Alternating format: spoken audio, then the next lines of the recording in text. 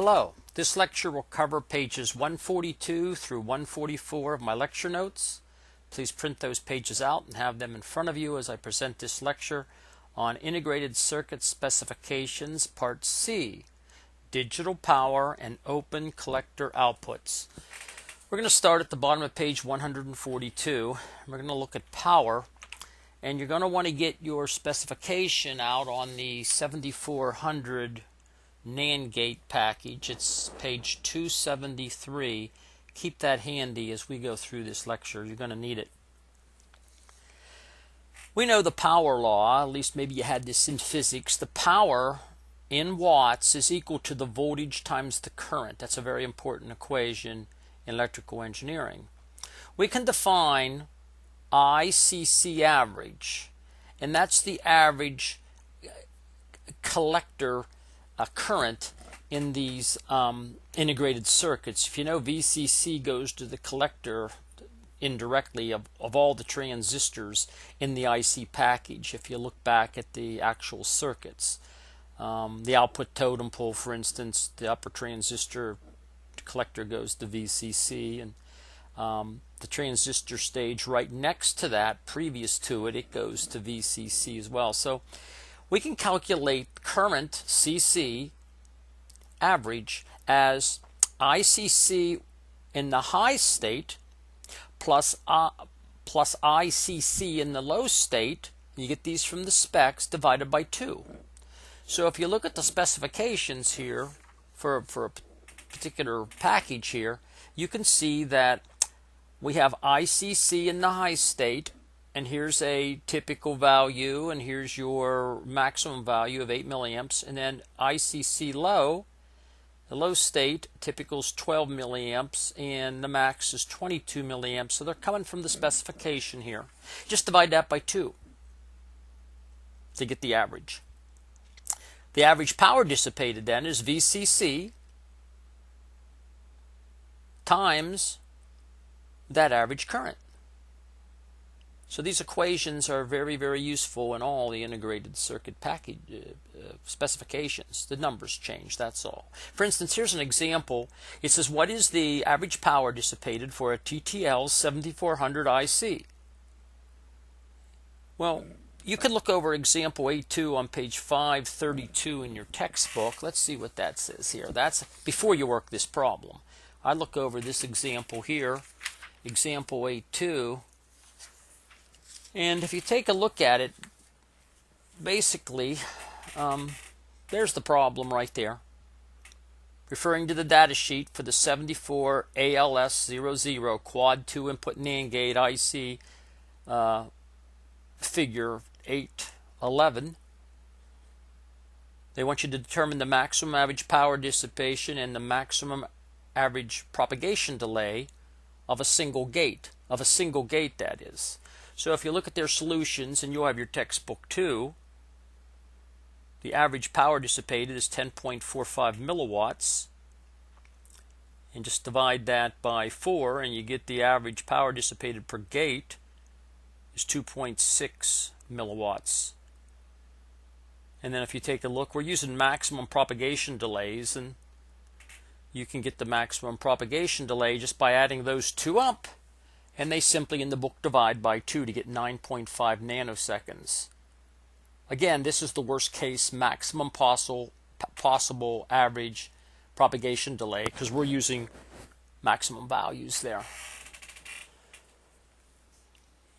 Now, they were referring to figure 811, and to get the values, they're pulling the values from that data sheet right there, which is in your textbook. So you can pull everything from there, stop the video, and try to work that out and see if you can get it. Once you look over that example, I want you to work this example that I have here. What is the average dissipated power for a TTL 7400 IC? You're going to have to look in your spec sheets. And if you work this problem out, I want you to go ahead and find ICC average and power dissipated average, and then find what the average power dissipation is per gate, and get answers there and see what you end up with. If you did it correctly, you should end up with these values right here. There's my answers right there. I got the 8 milliamps and the 22 milliamps from the spec sheet, divided by 2 to get the average of 15 milliamps.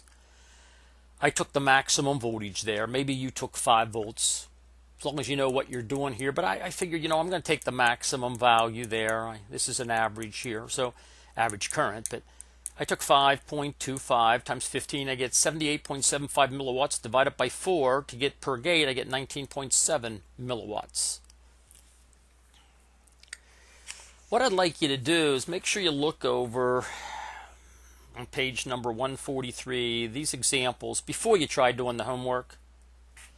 Let's take a look at these. Make sure you know what I'm referring to here in case you have a different version textbook. The first 3 problems, 8.3, 8.4, and 8.5, are referring to this table right here. They're referring to that table. So you might want to stop the video and take a look at it briefly. Shows you the different logic families across the top, and it has their specifications, so you don't have to go through pages and pages of specs. But anyhow, there's problem 8.3 and the solution to 8.3. And there's problem 8.4 and the solution to problem 8.4. Continuing on here.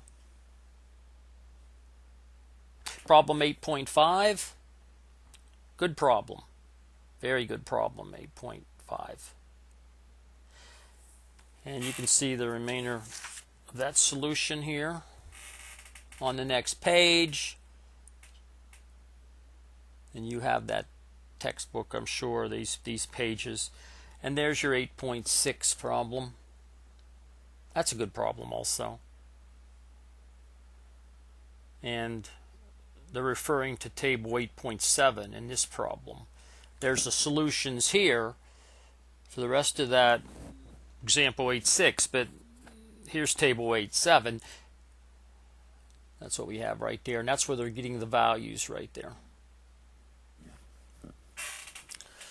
So make sure you look over example 8.3, 8.4, 8.5, and 8.6 before you tackle the homework. These are all good problems. Next thing I want to talk about is open collector outputs. Make sure you read the information on open collector outputs in the book, but here's a quick summary of what they're talking about. What happens if you tie the standard outputs together? In other words, what's going to happen if you try doing this? Let's say for some reason you try to take the output of an inverter and you have the output of an OR gate. We'll use an OR gate here. Let's say you want to tie these 2 points together for some reason to run on to another circuit. You can't do that. You can't tie totem pole outputs together, because let's take a look at what happens when you tie these together. I'm going to put them back to back. I'm going to make it look like this just so it's, I think, easier to see. I'm going to do something like this. There's an OR gate right there.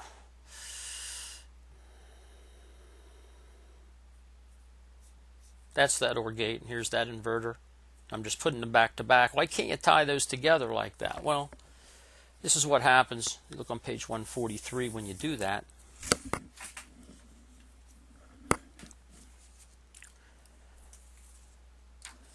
You try to tie them together, and let's say this output device, which was the inverter, you're trying to make it go high. So you turn this transistor off and cut off, and you saturate this one. Well, this goes high. And then what about this OR gate, this output of the OR gate I was talking about that we flipped around here? You want it to try to make it go low, and you tie these together. If they're both high, there's no problems. But when you try to make this OR gate go low, don't forget this transistor up here has to cut off, and this one saturates, and you get a ridiculously high current that flows down to ground. And you end up blowing up this device right here and taking out this device. So here's the gate A, output high, and this is the gate B, output low. So if they fight one another. That can't happen. Again, if they were both low, no problem. If they're both high, no problem. But it's when one goes high and one goes low. Either this one goes high and that one tries to go low, or this one's high and this one tries to go low. The current would, if this was low and this was high, the current would flow this way, and you still burn these up. TTL, totem pole outputs, should never be tied together. Never. Conventional CMOS outputs should never be tied together. So how do you get around this? How can you bypass this somehow? Well, you can't. You need to look at something called open collector circuits. One solution to this problem is to remove the active pull-up circuits. So if you take a look at page 144, what they've done here is there's your totem pole output. Well, inside the integrated circuit, they remove this resistor, this transistor, this diode. You remove that and you replace it with an external resistor that you put in the circuit. So if we remove the active pull-up, well, you can't do that. That's inside the package. But what you do is you get a 7400 package open collector. And that means that this is not in the circuit. These elements aren't in the circuit. So if we remove the actual pull-ups, how can we ever get the output to go high? How do you get this to go high? Picture this out of the circuit. How can this point go high? Because this isn't here anymore. You can drive it low, you turn that transistor on and you can drive it low on the output, but you have to put a pull-up resistor in. You have to supply an external resistor so that when this transistor's in cutoff, the output's a 1. When this transistor's on and saturated, you pull the output low. So you can tie these together. For instance, look down here. Here's a 74 LS05.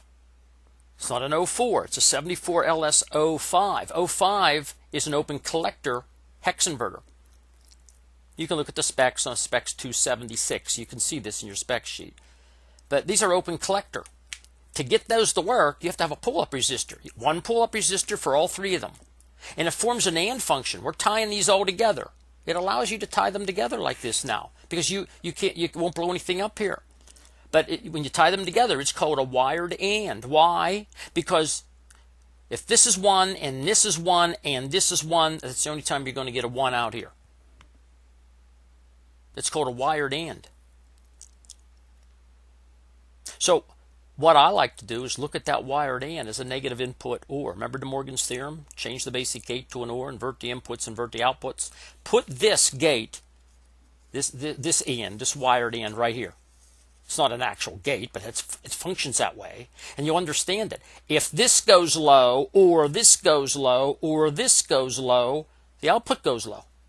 Well, it's the same point. The output goes low. Any one of these low takes that output low. But if they're all off, 1, 1, 1, that's the only time you get a 1. That's called a wired AND circuit. And the output for this is X equal A bar and B bar and C bar. You can read about it in your textbook. But I wanted to point out one last thing here before we move on, stop this first lecture, is now you have the possibility of going with an inverter like this. And let's turn a motor on and see how we can do it.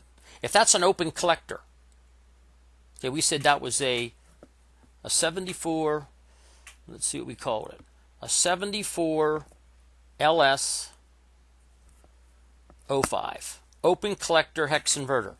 Now, and that's in your circuit. You want to use that in your circuit. Well, we could put a pull-up resistor in there and we could use it so we can drive this line high. But what we will do is we'll put a motor in there.